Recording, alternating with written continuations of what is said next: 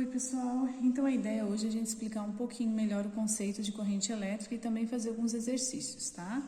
Então só para a gente lembrar, a ideia assim de corrente elétrica, que é conhecida pela letrinha I, a medida em amperes, que é o A maiúsculo, ela está bastante relacionada ao nosso dia a dia do que a gente sente ou a ideia de choque elétrico, tá? Mas como é que a gente entende o choque elétrico? Na realidade, fisicamente, a gente compreende o choque elétrico como o movimento dos elétrons em uma direção preferencial. Para a gente tentar entender um pouquinho melhor, a gente vai perceber o seguinte, olha, de maneira geral, os materiais são distribuídos em dois grandes grupos. O primeiro grupo é o grupo que a gente chama dos condutores e o segundo grupo é o que a gente chama dos isolantes. Os condutores são aqueles que agilizam ou facilitam a passagem dessa tal corrente elétrica, do I. Já os isolantes são aqueles que não facilitam isso. Por exemplo, por isso que, como condutor, na nossa casa a gente em geral usa fio de cobre. Os isolantes, em geral, por isso os nossos fios são encapados com uma certa quantidade de borracha, de um plástico especial. Qual a diferença, então, entre esses condutores e esses isolantes? Os chamados condutores, se a gente fosse fazer toda a distribuição na tabela periódica do cobre, a gente iria perceber que ele possui um elétron livre lá na última camada, mais fracamente ligado ao núcleo. Já os isolantes, todos os elétrons estão fortemente ligados ao núcleo, difícil de arrancar. Esses tais elétrons livres dos condutores é que vão dar o movimento que a gente chama de corrente elétrica. Só para a gente ter ideia da dimensão disso, né? 1 centímetro de cobre, que seria um pedacinho bem pequenininho de cobre, tem 10 na 22 elétrons livres aproximadamente. Então é muito elétron livre. Se eles todos se movimentarem juntos numa direção preferencial, a gente forma o que a gente chama de corrente elétrica. Tá certo? Então a gente pensaria assim o seguinte, vamos ver se ajuda um pouquinho a gente a entender a ideia. É como se num pedacinho de fio de cobre, veja, 1 centímetro cúbico seria um pedacinho bem pequenininho. Eu tivesse vários pontinhos aqui que são os elétrons livres.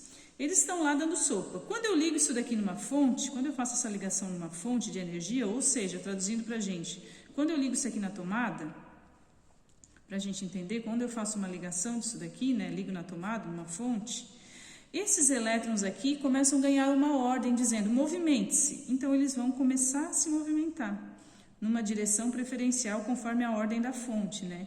E vão começar a passar aqui por esse fio condutor, numa direção preferencial, tá?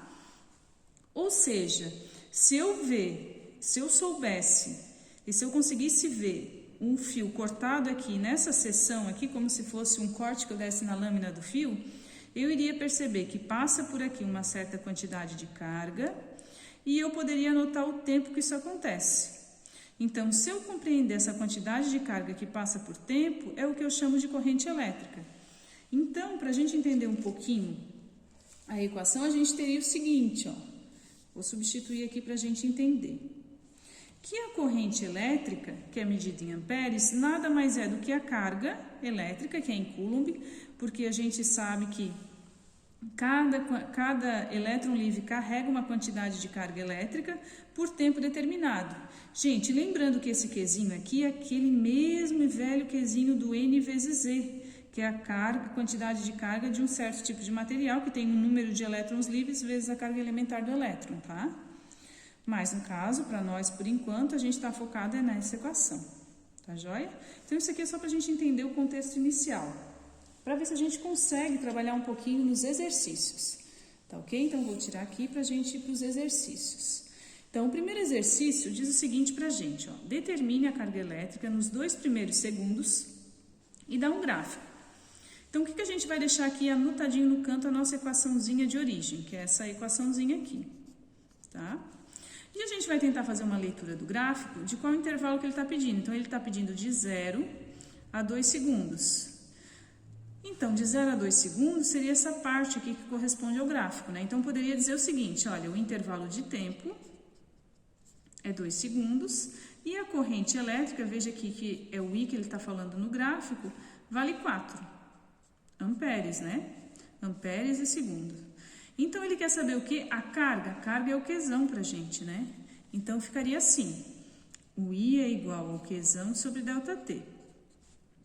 Substituindo, o valor do I é 4. O valor do Qzão é quem eu quero encontrar. E o valor do tempo é 2.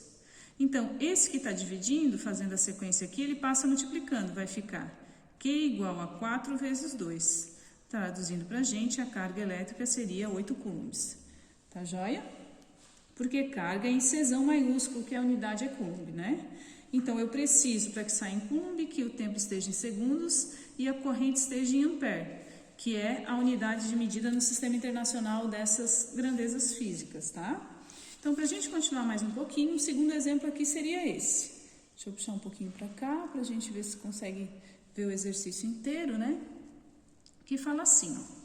Determine a corrente elétrica, então nós vamos lembrar assim, palavrinha mágica, corrente elétrica é o I, no intervalo de tempo de 4 a 8 segundos. Então, tempo teria que ter relação com ΔT, sabendo que a carga elétrica, carga é a letrinha Q. Então, ele quer saber o I, sendo que o intervalo de tempo, bem, o intervalo de tempo é de 8, só que iniciou no 4 segundos. Então, o intervalo de tempo é 4 segundos, né? Tempo final menos o tempo inicial. E a quantidade de carga elétrica é 4. Então, voltando para a nossa equaçãozinha, Q sobre ΔT.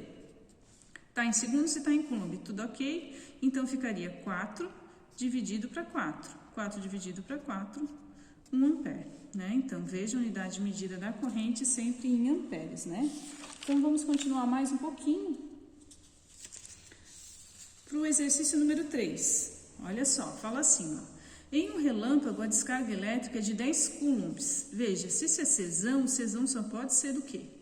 Tá? E a duração, olha aqui, duração é tempo, né? Então, esse só pode ser o ΔT. Ele pergunta, eu quero saber a corrente elétrica, tá? Então, continuando aqui, ficaria assim, I igual a Q sobre ΔT. Então, ficaria 10 dividido por 0,123. 10 dividido por isso daqui, se a gente fizer na nossa calculadora, dá 10.000 amperes. Só para a gente ter uma noção, 10.000 amperes é muita corrente. Então, o estrago que provoca é muito grande.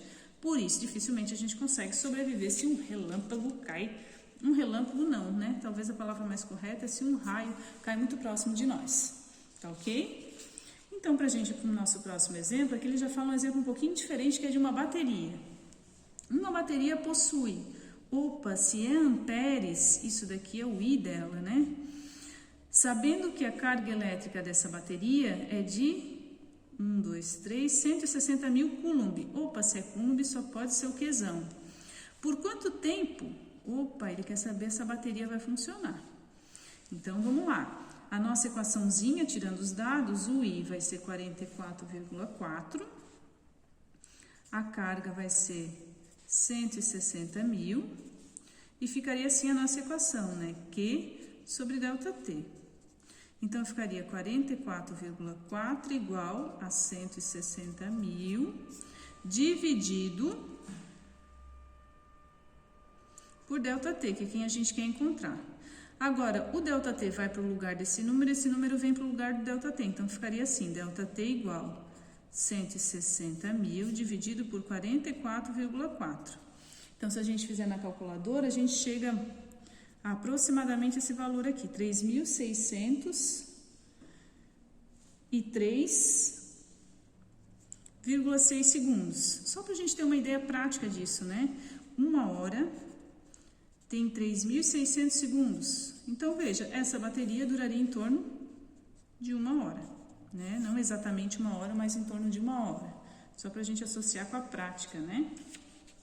Então, continuando aqui mais um exercício para a gente finalizar nosso estudo rápido.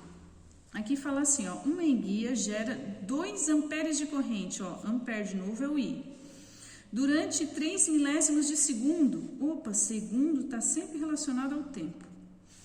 Qual a carga elétrica da enguia? Para a gente entender, vou anotar aqui os dados. O I é 2 amperes. Professora, mas como é que é 3 milésimos de segundo? Eu sei que é tempo.